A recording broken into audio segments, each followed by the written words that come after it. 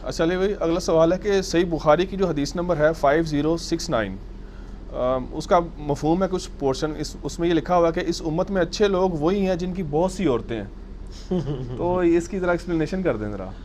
یہ میرا خیال ہے کسی نے، اسی بندے نے اس کا مطلب کرنے کی کوشش کی ہوگی جس کو دوسری بیوی، پہلی بیوی سے دوسری شادی کی اجازت نہیں مل رہی ہوگی۔ یہ الفاظ اس طرح نہیں ہے، یہ ابن عباس کا قول ہے۔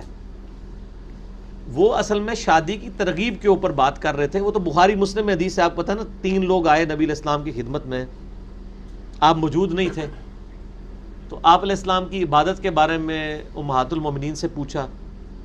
امہات المومنین نے بتا دیا کہ آپ ایک نارمل انسان ہیں، رات کو سوتے بھی ہیں، بیویوں کے پاس بھی جاتے ہیں، باقی معاملات بھی کرتے ہیں۔ ان تینوں میں سے ایک نے کہا کہ میں تو شادی نہیں کروں گا، پوری زندگی اللہ اللہ ہی کروں گا۔ دوسرے، یہ بخاری مسلم دونوں میں، نکاح والے چیپٹر میں آپ کو شروع میں مشکات میں بھی یہ حدیث مل جائے گی۔ دوسرے نے کہا میں روزانہ روزہ رکھوں گا۔ تیسرے نے کہا میں روزانہ پوری رات عبادت کروں گا۔ اور پھر انہوں نے کہا نبی علیہ السلام تو بخشے بخشائے، ان کو تو زیادہ عبادت کرنے کی ضرورت ہی نہیں ہے، ہمیں تو ضرورت ہے۔ یہ بات کہہ کے وہاں سے چلے گئے۔ نبی صلی اللہ علیہ وآلہ وسلم تشریف لائے تو آپ کو بتایا گیا اس طرح 3 بندے ملنے آئے تھے، یہ کر کے گئے۔ آپ جلال میں آپ فرمایا بلاؤ ان کو، وڈے نیک بندے نے، اے بریکٹش، وہ آپ کو آگے غصے کے اظہار سے پتہ چلے گا۔ آپ نے فرمایا میں تم سے زیادہ اللہ کا تقوی رکھتا ہوں، تم بہت نیک بندے ہو، یہ بریکٹ میں ترجمہ ہے اسی بات کا،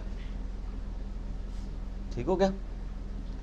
آپ فرمایا دیکھو میں تم سے زیادہ اللہ کا تقوی رکھتا ہوں، میں نے شادیاں بھی کی ہوئی ہیں، میں رات کو سوتا بھی ہوں، نماز بھی پڑھتا ہوں، میں روزے نفلی رکھتا ہوں، چھوڑ بھی دیتا ہوں، اور نکاح میری سنت ہے، النکاح سنتی فمن رغب عن سنتی فلیس منی، نکاح میری سنت ہے، جس نے میری یہ سنت چھوڑ دی اس کا مجھ سے کوئی تعلق نہیں۔ اصل میں یہود و نصارہ کے اندر چونکہ رہبانیت آ چکی تھی، دنیا کو چھوڑ کے جنگلوں میں بیٹھ جانا، اس کے خلاف نبی علیہ السلام نے کہا کہ نہیں، میرے ماننے والے خاندانی سسٹم کو وجود دیں گے، شادی کریں گے، خاندان بسائیں گے۔ اس پورے سینیریو میں ابن عباس کے قول کو سمجھیں۔ اس زمانے میں بھی جو لوگ شادی کرنے کو سمجھتے تھے خدا سے دوری کا سبب ہے، کیا بال بچوں کے جھنجھٹ میں پڑے، چپ کر کے مسجد میں بیٹھ کے اللہ اللہ کریں، اس کانٹیکسٹ میں وہ یہ بتانا چاہ رہے ہیں کہ جو سب سے بہترین شخصیت تھی نبی علیہ السلام، انہوں نے کئی شادیاں کی ہوئی تھی، یہ انہوں نے کہا ہے۔ یہ نہیں کہا ہوا کہ سب سے بہترین جو شخص وہ ہوتا ہے جو سب سے زیادہ شادیاں کرتا ہے۔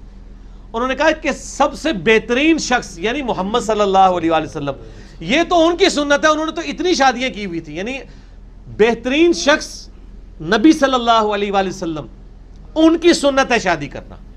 انہوں نے یہ نہیں کہا کہ زیادہ شادیاں کرنے والا شخص بہت بہترین ہوتا ہے، انہوں نے کہا جو سب سے بہترین تھا نا اس نے بھی شادی کی ہوئی تھی، النکاح سنتی فمن رغب عن سنتی فلیس منی۔ پھر دوسرا میں یہ پوچھتا ہوں کہ یہ نبی علیہ السلام کی سنت میں صرف یہی رہ گیا؟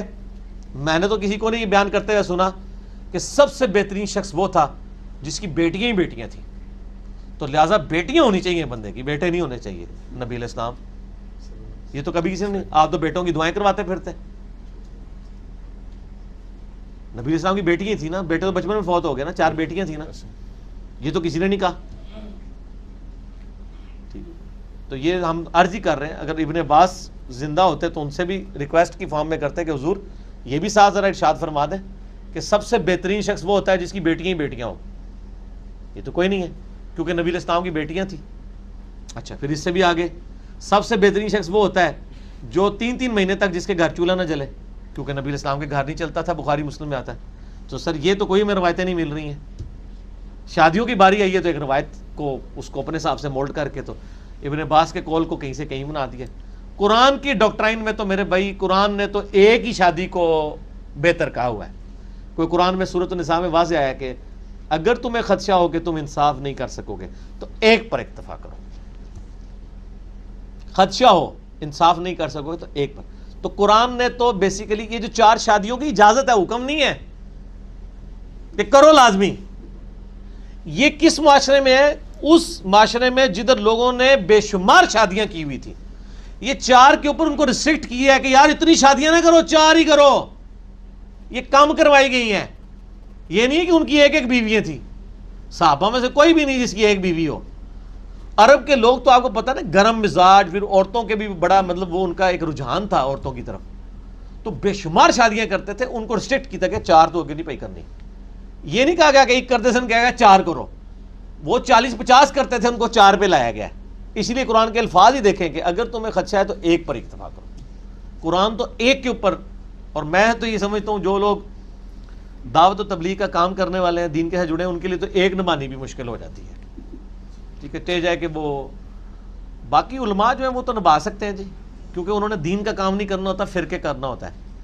تو وہ پہلے شاگرد بناتے ہیں, بعد میں شادی کر لیتے ہیں, اور پھر سلسلہ, پھر وہ کلپ بھی چاہتے ہیں میری پہلی شادی کس طرح ہوئی, میری دوسری کس طرح ہوئی, میری تیسری کس طرح ہوئی. وہ تیری ہوئی ہے, اللہ کے بندے اپنے کول رکھ. ٹھیک ہے, تو لوگوں کو دستا پھر رہے ہیں. ٹھیک ہے نا, دین کا مسئلہ لوگوں کو بتائیں. ٹھیک ہے, اگر کوئی کر سکتا ہے ضرور کریں, ہم تو نہیں کہتے حرام ہے, قطعاً نہیں کہتے. ٹھیک ہو گیا.